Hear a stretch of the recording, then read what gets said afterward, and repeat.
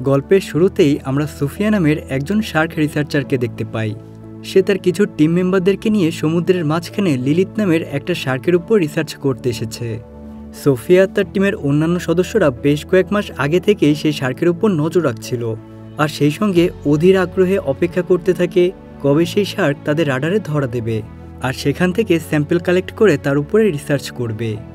Sophia তার team মেম্বারদের অপেক্ষার অবসান ঘটিয়ে কিছুক্ষণ পরেই লিলিথ তাদের রাডারে ধরা দেয়। টিম মেম্বাররা তাড়াতাড়ি করে ডাইভিং স্যুট পরে লিলিথের স্যাম্পল কালেক্ট করতে নেমে পড়ে। এরপর তারা যখন পানিতে নেমে পড়ে তখন লিলিথকে খোঁজার সময় তারা একটা মৃত তিমিকে পড়ে থাকতে দেখে। তিমিটা বাচ্চা হলেও আকারে অনেক বড়। সমুদ্রের ভেতরে একটা তিমি মরে পড়ে আছে। এটা তেমন অবাক করা কিছুই না, এরকম হয়েই থাকে। কিন্তু অবাক করা বিষয় হলো সেই তিমিটার অর্ধেকটা অংশ একেবারেই গায়েব হয়ে গেছে। তিমিটাকে দেখে মনে হচ্ছিল কোনো হিংস্র প্রাণী তাকে খেয়ে ফেলেছে। তারা যখন এসব নিয়ে চিন্তা করছিল তখন তাদের সামনে লিলিথ চলে আসে। হঠাৎ করে লিলিথ তাদের সামনে আসাতে তারা সবাই বেশ ঘাবড়ে যায়, কেননা 3 মাস আগে যখন তারা লিলিথকে দেখেছিল তখন সে 2.5 মিটারের ছিল, কিন্তু এখন সে প্রায় 7 মিটারের চেয়েও বড় হয়ে গিয়েছে। এর মানে হলো মাত্র 3 মাসেই সে 3 গুণ বড় হয়ে গেছে। লিলিথের এমন দ্রুত বেড়ে ওঠা দেখে সবাই ভীষণ অবাক হয়ে যায়। কিন্তু পানির ভেতরে থাকাকালীন অবস্থায় সোফিয়ার হাজব্যান্ড একটা বড় ভুল করে ফেলে। সে লিলিথের গ্রোথ দেখেও স্যাম্পল কালেক্ট করার জন্য তার শরীরে ইঞ্জেকশন পুশ করে দেয়। এরপর কি হতে পারে বলুন তো? হ্যাঁ, যা ভাবছেন ঠিক তাই। কয়েক মুহূর্তের মধ্যেই লিলিথ পানির নিচে যে কয়েকজন ছিল তাদের সবাইকে একেবারে টুকরো টুকরো করে ফেলে। সোফিয়া আর তার ফ্রেন্ড বোটের ওপর থেকেই এসব কিছু দেখছিল। তার দাঁড়িয়ে দাঁড়িয়ে দেখা ছাড়া আর কিছুই করার ছিল না। পরিস্থিতি যখন একটু শান্ত হয়ে যায় তখন সোফিয়া একটা ডাইভিং স্যুট পরে পানির নিচে চলে যায়। সে আসলে নিচে গিয়ে খোঁজার চেষ্টা করছিল যে আদৌ কেউ বেঁচে আছে কিনা, কিন্তু সে আশপাশে শুধু বিচ্ছিন্ন হাত পার মাথার টুকরাগুলো দেখতে পায়। এরপর সোফিয়া কিছু বুঝে ওঠার আগেই সেখানে লিলিথ চলে আসে। সেখানে এসে সে সোফিয়ার উপর আক্রমণ করতে গেলে সোফিয়া কোনো রকমে সেখান থেকে বেঁচে ফিরে আসে। এরপর কেটে যায় 3টা বছর। সোফিয়া এখন শার্কদের উপর রিসার্চ করা ছেড়ে দিয়েছে। এখন সে অ্যাকোরিয়াম থেকে বাচ্চাদেরকে বিভিন্ন মাছের সম্পর্কে ধারণা দিয়ে থাকে। এই মেয়েটার নাম মিকা। সে একজন মেরিন রিসার্চার। সে সি অফ সেভিয়ার নামের একটা অর্গানাইজেশন পরিচালনা করে। এই অর্গানাইজেশনের কাজ হলো সমুদ্রের বিভিন্ন প্রাণীদেরকে বাঁচানো। তো মিকা অফিসের কাজ শেষ করে সোফিয়ার সাথে দেখা করতে যায়, আর তারপর তাকে নিয়ে অর্গানাইজেশনের হেডকোয়ার্টারে আসে। মিকা এখানে সোফিয়াকে দেখানোর চেষ্টা করে তারা 3 বছর আগে লিলিথ নামের যেই শার্কে রিসার্চ করেছিল সেই লিলিথ এখন কিছুদিনের মধ্যেই সমুদ্র থেকে স্যান্ড্রিকা নামের নদীতে প্রবেশ করবে, আর তারপর ধীরে ধীরে সে প্যারিস শহরে চলে আসবে। মিকার এইসব বিশ্লেষণ দেখে সোফিয়া বলে, কখনো কখনো শার্ক ক্লাইমেট পরিবর্তনের কারণে মাইগ্রেট করতে পারে, কিন্তু সমুদ্র থেকে স্যান্ড্রিকা পর্যন্ত শার্ক পৌঁছাতে পারবে না। আর যদি পৌঁছাতে পারেও তাহলে প্যারিসের স্বচ্ছ পানিতে শার্ক সার্ভাইভ করতে পারবে না। সোফিয়া মিকাকে এসব কথা বলে সেখান থেকে চলে যায়। অন্যদিকে আমরা স্যান্ড্রিকা নদীর পাশে 2 জন লোককে দেখতে পাই। তারা নদী থেকে ছোট ছোট 2টা মিসাইল পেয়েছে। কিছুক্ষণের মধ্যেই পুলিশ সেখানে এসে মিসাইলগুলো কালেক্ট করার পরে তারা মিডিয়ার সামনে বলে এই নদীতে এখনও 2য় বিশ্বযুদ্ধের সময়কার মিসাইল পাওয়া যায়, কিন্তু এতে করে ভয় পাওয়ার কোনো কারণ নেই, কেননা এতদিনে মিসাইলগুলো অচল হয়ে গেছে। মিসাইলগুলো কালেক্ট করার পর পুলিশ এখান থেকে চলে যায়।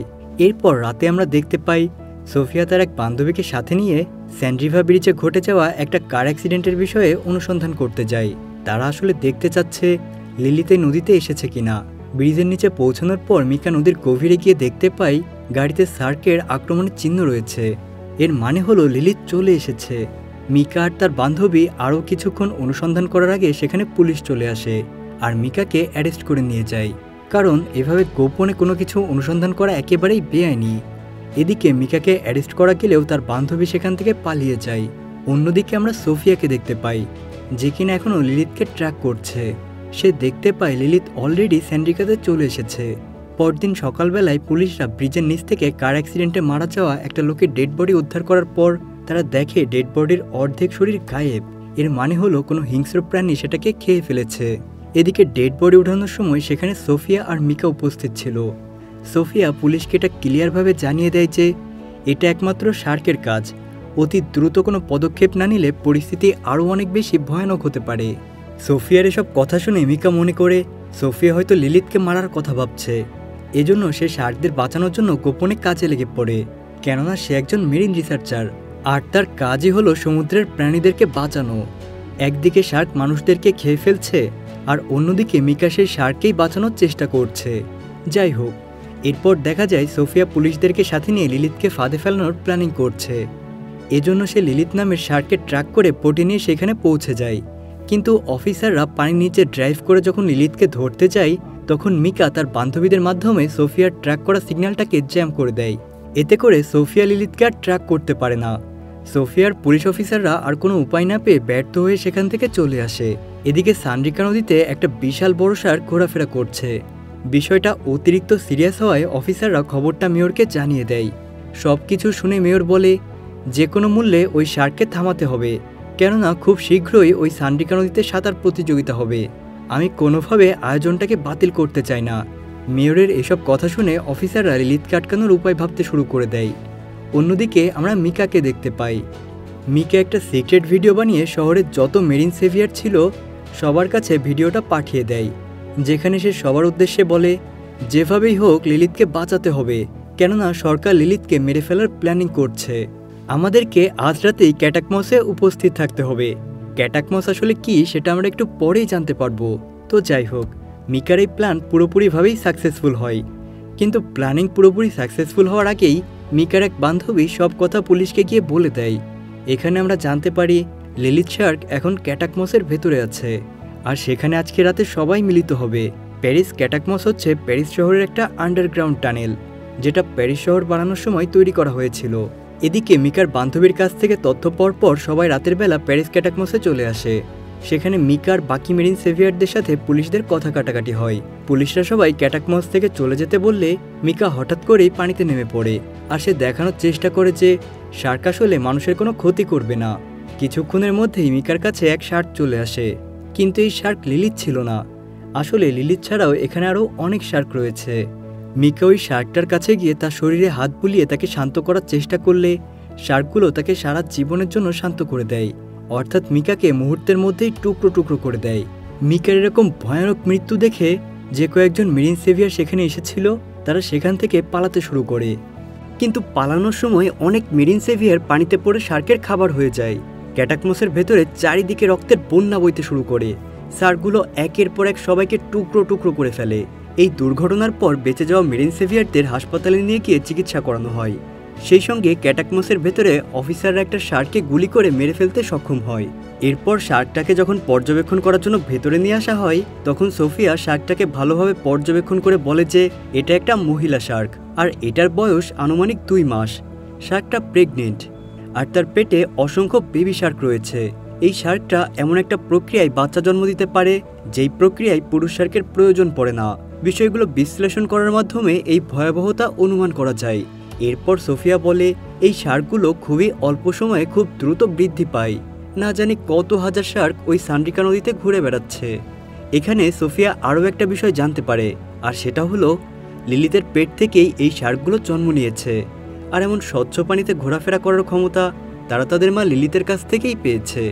সোফিয়ার মুখে এইসব কথা শুনে অফিসাররা ক্যাটাকমসের বিস্ফোরণ ঘটাতে চায়, কারণ এই সময় শার্কগুলো ক্যাটাকমসের ভেতরেই অবস্থান করছিল। পরদিন সকালবেলায় কাঙ্ক্ষিত সেই দিন চলে আসে, অর্থাৎ আজকে সান্ড্রিকা নদীতে সুইমিং কম্পিটিশন হবে। সান্ড্রিকা নদীর পাশে হাজার হাজার অডিয়েন্স অধীর আগ্রহে অপেক্ষা করছিল। মেয়র শার্কের বিষয়টা জানলেও তিনি এই কম্পিটিশন ক্যান্সেল করেননি। সাঁতার প্রতিযোগিতায় যারা অংশগ্রহণ করেছিল তারাও শার্কের বিষয়ে কিছুই জানে না, এমনকি হাজার হাজার দর্শকরাও শার্কের বিষয়ে কিছুই জানে না।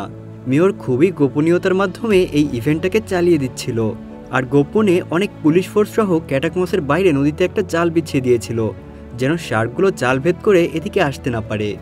অন্যদিকে ক্যাটাকমসের ভেতরে সোফিয়া সহ বাকি অফিসাররা ক্যাটাকমসের মেইন পয়েন্টে ব্লাস্ট করার পরিকল্পনা করছিল। সবাই যার যার পজিশনে চলে যাওয়ার পর অ্যাডিয়াল নামের অফিসার টর্চ লাইট চালিয়ে নেয়, কিন্তু তারা যা দেখে তাতে একেবারেই হতভম্ব হয়ে যায়, কেননা ওই নদীর ভেতরে হাজার হাজার বেবি শার্ক ঘোরাফেরা করছিল। শার্কগুলো বেবি শার্ক হলেও একজন মানুষকে নিমিষেই খেয়ে ফেলার মতো ক্ষমতা তাদের ছিল। এরপর তারা সবাই দ্রুত বোমাগুলো বিভিন্ন জায়গায় সেট করে দেয়, এবং এরপর ক্যাটাকমস থেকে বের হয়ে আসার চেষ্টা করলে তখন কিছু শার্ক তাদের বাকি টিম মেম্বারদের টুকরো টুকরো করে ফেলে। একের পর এক বেবি শার্ক তাদেরকে ছিঁড়ে ছিঁড়ে খেতে শুরু করে। এডিয়াল ও সোফিয়া শার্কের হাত থেকে বাঁচার জন্য ক্যাটাকমসের ভেতর থেকে বের হয়ে আসার আগেই বোমা ব্লাস্ট করে দেয়। বিশাল এক বিস্ফোরণে ক্যাটাকমসের দেয়ালগুলো ভেঙে তারা বাইরে বের হয়ে আসে। এডিয়াল অনেক গুরুতর আহত হয়েছে। সোফিয়া তাকে কোনো রকমে বোটে উঠিয়ে দেওয়ার পর বেবি শার্কগুলো সম্পূর্ণভাবে মারা গিয়েছে কিনা সেগুলো দেখতে যায়, কিন্তু নদীর গভীরে যেতে গিয়ে সে সামনে লিলিতকে দেখতে পায়। লিলিত সোফিয়াকে দেখতে না পারলেও এমনটা মনে হচ্ছিল যে লিলিত তার বাচ্চার মৃত্যুতে প্রচণ্ড রেগে আছে। তাই সে চোখের পলকে ক্যাটাকমসের বাইরে যে জালটা ছিল সেটা ছিঁড়ে যেখানে সাঁতার প্রতিযোগিতা হচ্ছিল সেখানে চলে আসে। সবাই সাঁতার প্রতিযোগিতায় অংশগ্রহণ করেছে। তারা তখনও কেউ জানে না কত বড় বিপদের সম্মুখীন তারা হতে চলেছে। এরপর দেখা যায় লিলিত সেখানে মুহূর্তের মধ্যেই শত শত মানুষকে হত্যা করতে শুরু করেছে। চোখের পলকে শান্ত পরিবেশটা রণক্ষেত্রে পরিণত হয়। প্রচণ্ড ভয় ও আতঙ্কে সবাই এদিক ওদিক ছোটাছুটি শুরু করে, আর যারা পানিতে সাঁতার কাটছিল তাদেরকে একের পর এক শার্ক ধরে ধরে টুকরো টুকরো করতে থাকে। ততক্ষণে অসংখ্য শার্ক সেখানে চলে এসেছে। মেয়রের নির্দেশে শার্কের হাত থেকে সবাইকে বাঁচানোর জন্য পুলিশ ফোর্স সেখানে রাইফেল থেকে গুলি ছুড়তে শুরু করে, কিন্তু এটাই তাদের সবচাইতে বড় ভুল ছিল। রাইফেলের গুলিগুলো নদীর গভীরে গিয়ে দ্বিতীয় বিশ্বযুদ্ধের যে মিসাইলগুলো ছিল সেই শত শত মিসাইল অ্যাক্টিভ হয়ে যায়, আর মুহূর্তের মধ্যেই মিসাইলগুলো বিস্ফোরিত হয়ে পুরো প্যারিস শহরে সুনামি নেমে আসে। হাজার হাজার মানুষ মারা যায়, পুরো প্যারিস শহর ধ্বংসস্তূপে পরিণত হয়। গল্পের শেষে আমরা দেখতে পাই এডিয়াল আর সোফিয়া একটা ইমারতের উপরে বসে আছে। তারা দুজনেই ভীষণভাবে আহত হয়েছে। তাদের আশেপাশে শত শত শার্ক ঘোরাফেরা করছিল। আর ঠিক এমন একটা মোমেন্টের সাথে সাথেই আমাদের আজকের গল্পটা এখানেই শেষ হয়ে যায়।